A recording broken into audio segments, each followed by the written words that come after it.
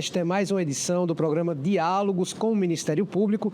Desta vez, nós vamos falar sobre a atuação da instituição para os direitos da população LGBTQIA.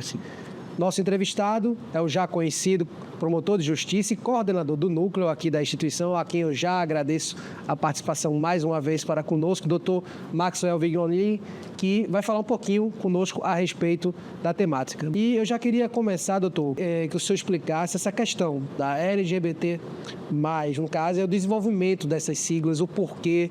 Obrigado, Rafael, por esse momento, é muito importante. A sigla LGBTQIAPN+, ela é composta por várias identidades. E essas identidades, elas têm uma origem comum, que é a violação de direitos.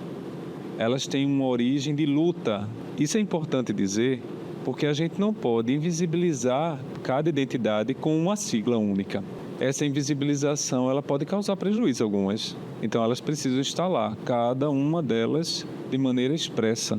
Essa é a razão que esse nome não ficou estanque, ficou parado só em LGBT. Ele começa a ser construído e desenhado ainda na década de 90 e já indo para o ano 2000, início de 2000, quando as primeiras reuniões e conferências nacionais da população LGBTQIAP+, começaram a existir. Então, no passar do tempo, essa nomenclatura, ela era GLBT, e numa convenção nacional, na discussão sobre quem estaria primeiro nessa sigla, e muito justo foi se colocado as lésbicas. Porque em primeiro momento existia a misoginia, a exclusão do gênero feminino, e as lésbicas precisavam ficar à frente dessa sigla. Porque ela era lésbicas, gays, bissexuais. Nessas 3 letras a gente fala sobre orientação sexual, que é o desejo que se tem em relação a outra pessoa. No quarto, que é o T, a gente incluía só as pessoas trans, que seriam as pessoas que se identificavam com gênero diferente daquele atribuído na hora do nascimento. E não era só T de mulher trans. Tem um homem trans, tem a travesti, tem outras identidades que estavam nesse T. Por exemplo, o intersexo, que nós conversamos aqui, que não estava no T. A demanda dessas pessoas era completamente diferente. E quando começaram os intergêneros se expressarem, eu disse, eu não quero me identificar, eu quero me identificar com os dois ao mesmo tempo. Eu não vou usar só uma roupa masculina e feminina. Que isso? Eu não quero. Eu quero já dos dois. Aí começaram a apresentar os não binários. Passaram a LGBTQIAP+. E esse Q, de onde veio esse Q, de onde é queer?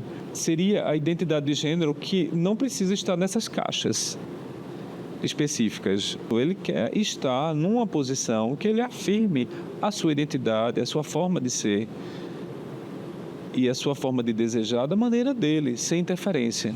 Então essas pessoas, elas começaram a ter seus direitos garantidos e a sua expressão da identidade garantida. E quais são justamente, doutor Maxwell, as principais dificuldades do público LGBTQIA+. Tem diversas dificuldades que vão desde a questão familiar, porque quando a gente trata, por exemplo, o preconceito, que é o racismo, muitas vezes nós temos um grupo familiar com determinada cor de pele, determinada procedência étnica, e esse grupo racial específico, ele acolhe a família, acolhe a criança quando ele é vítima, por exemplo, de um racismo na escola ou na rua.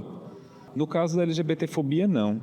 Muitas vezes os pais, eles realmente têm uma ojeriza, dada a construção histórica e cultural do preconceito LGBTfóbico, e nesse momento eles excluem a criança mais ainda. Então nós temos um preconceito que vai desde a violência familiar, da falta de diálogo interno dentro da própria família, do que perpassa dentro das escolas, com crianças muito pequenas que sequer sabem o que são algumas nomenclaturas, como frango, viado, e de repente essas palavras são colocadas como ofensa para ela, sem sequer ela saber do que se trata. Então, essa construção preconceituosa, ela é apresentada para a criança em alguns ambientes até escolares, do convívio da escola, e a partir dali ela é legitimada, normalizada, a ponto de que sequer se discute isso ou se conversa em outros locais. E isso tudo causa ao LGBT um prejuízo, não só individual, mas também coletivo. Com relação justamente, agora vamos falar um pouco da jurisprudência. O que é assegurado já para a população LGBT+, como é que o judiciário trabalha frente aos direitos da população? Antes do Supremo Tribunal Federal decidir pela primeira vez de forma mais ampla e com alcance tão importante para a população LGBT, que foi em 2011, algumas decisões do judiciário já vinham sendo proferidas, como, por exemplo, decisões previdenciárias. Mas quando foi em 2011, houve a primeira decisão do Supremo Tribunal Federal que reinterpretou o conceito de família, informando que não era só composta por homem e mulher, que era também composta por uniões de 2 homens e de 2 mulheres. Naquele momento, aquela interpretação do Supremo Tribunal Federal à Constituição, ou seja, eles interpretaram a Constituição e disseram, para que essas pessoas não fossem mais violadas, nós temos que interpretar de maneira ampliada a Constituição, não restrita.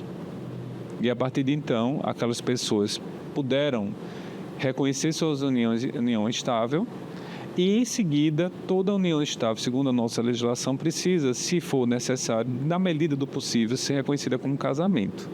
Nesse caso, o Conselho Nacional de Justiça, em provimento interno, definiu que os cartórios podem fazer o casamento de casais homoafetivos, homossexuais. E nesse reconhecimento, por óbvio, também reconhecia algo muito importante, a filiação, a homoparentalidade, seja natural ou adotiva. Esse foi a primeira conquista. Com o passar do tempo, houve várias conquistas do Supremo em relação à questão da garantia. Eu vou destacar algumas. Aquela que é do registro de nascimento das pessoas trans, que é muito importante, as pessoas trans irem diretamente no cartório para poder fazer o pedido de alteração de nome e de gênero. Tem outros também, por exemplo, a doação de sangue, que os homossexuais, em determinado momento, foram impedidos de doar sangue, porque existia um preconceito dizendo que os homossexuais estavam com vírus HIV, quando, na verdade, existem heterossexuais também com vírus HIV. Não é uma questão de sexualidade, mas é uma questão de testagem, assim como a criminalização da LGBTfobia. Onde é que ela se encontra? O que é o conceito dessa LGBTfobia também, para que explicasse para o nosso público? O Supremo Tribunal Federal não criou um crime. O Supremo Tribunal Federal não criou um crime. Estou repetindo 2 vezes.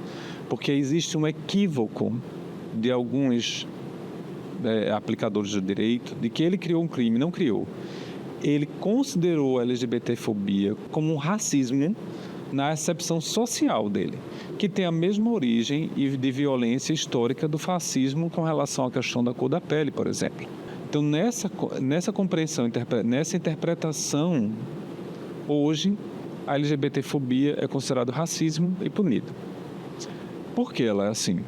Porque o Estado brasileiro, no legislativo, não se avança discussões nesse sentido, dada a crise de representatividade que eu falei do legislativo e também a LGBTfobia institucional, que muitas vezes existe em todo local. Então, se existe, impede que se faça. E é preciso que uma outra corte, que a corte maior, que é o Supremo Tribunal Federal, ele defina esses parâmetros. Se assim não fizer, ele não cumpre os princípios da República, que é exatamente fazer uma sociedade livre de preconceitos. Está no artigo 3º nosso, da Constituição Federal. Está lá escrito, e com livre de preconceitos, está lá. Foi a partir dessa interpretação que ele considera a LGBTfobia agora como um crime. Perfeito. Nós conversamos aqui nesta edição do Diálogos com o Ministério Público com o promotor de Justiça e coordenador do núcleo aqui na instituição do LGBTQIAP+, Dr. Maxwell Vignoli, que nos ajudou mais uma vez a esclarecer um pouco mais sobre os direitos da população LGBT queer. Mais uma vez, doutor Max, obrigado por ter aceitado o nosso convite, seja sempre bem-vindo e obrigado a você que nos acompanhou até agora, porque você já sabe, aqui na TV MPPE, o que é de interesse público é notícia no MPPE. Até a próxima.